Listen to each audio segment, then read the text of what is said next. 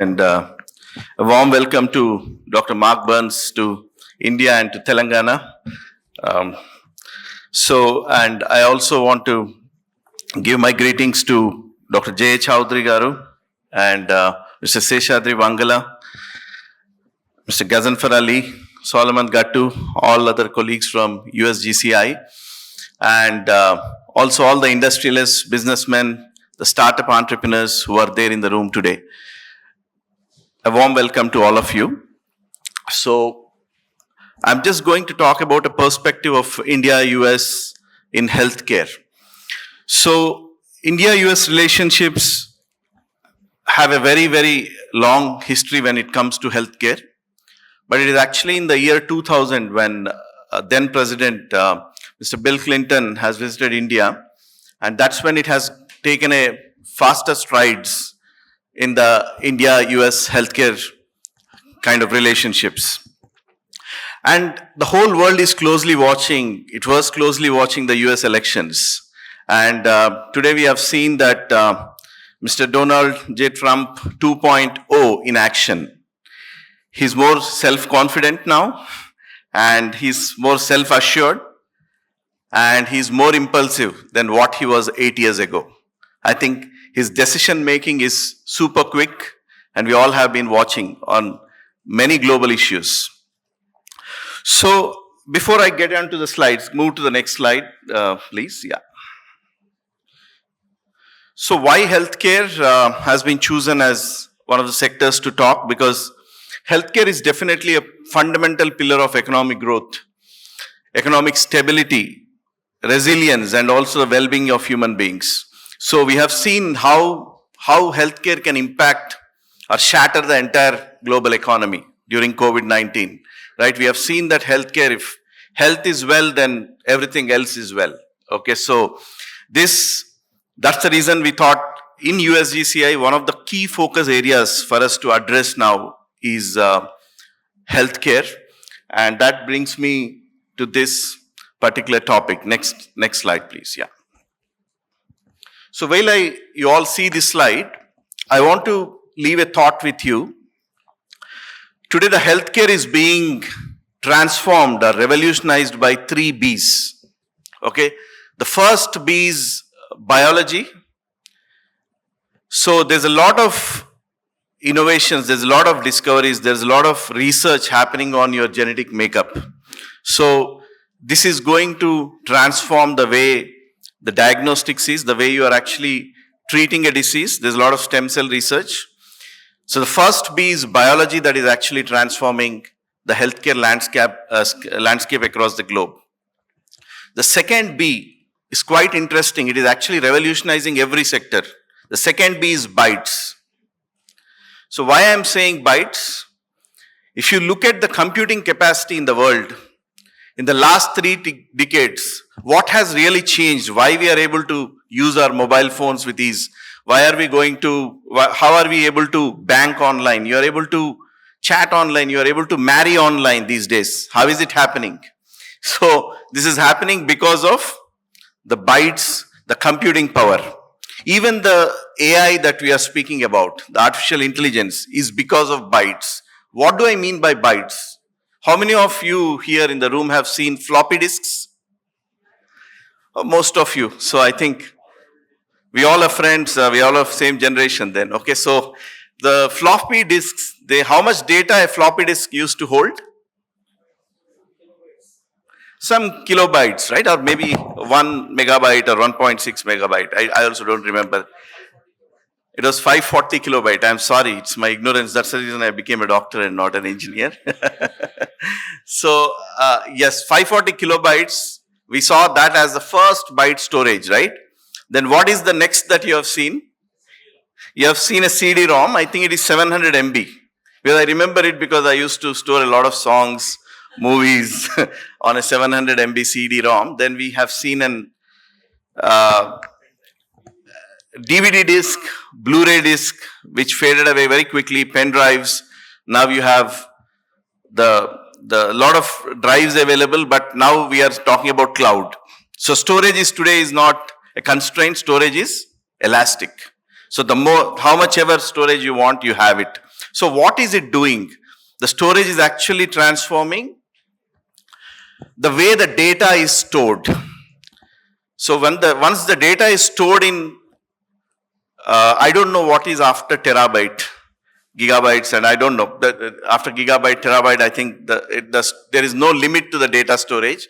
It is actually giving a scope for a machine to learn the data, right? So there's a lot of machine learning happening, not just human brain learning. Now machine is also started learning.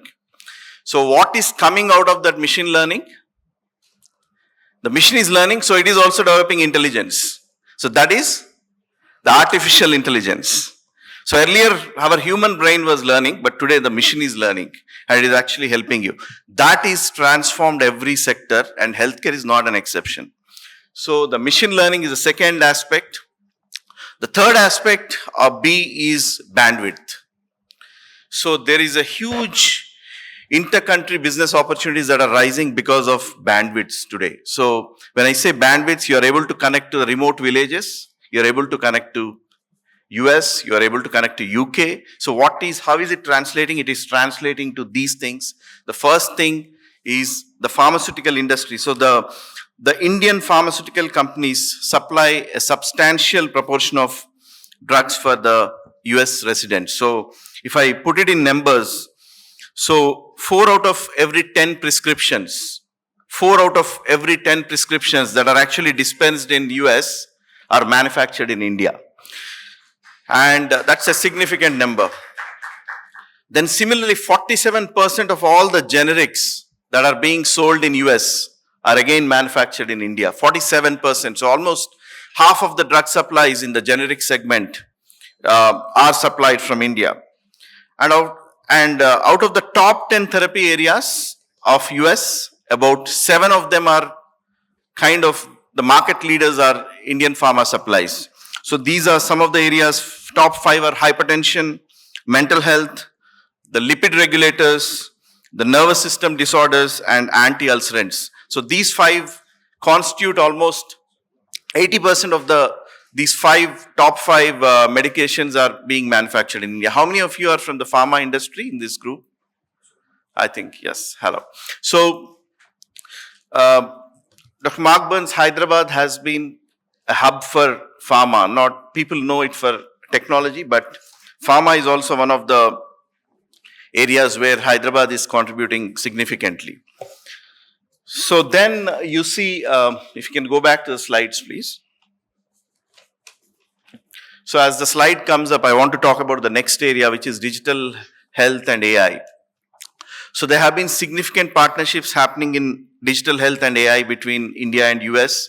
And one of the significant partnerships that recently happened is between Microsoft and Apollo Hospitals Group.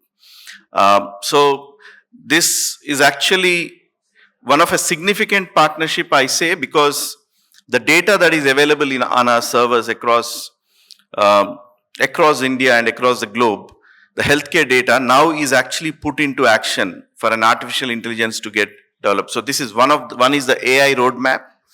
We are also working on how to improve the accessibility and affordability of healthcare. So today, the golden triangle of healthcare is accessibility, affordability, and quality. How do you balance low-cost healthcare with high quality and with a good access, right? So that is what the golden triangle is being addressed in this partnership, and of course, AI is another area that we are looking at. Then the other areas are genomics.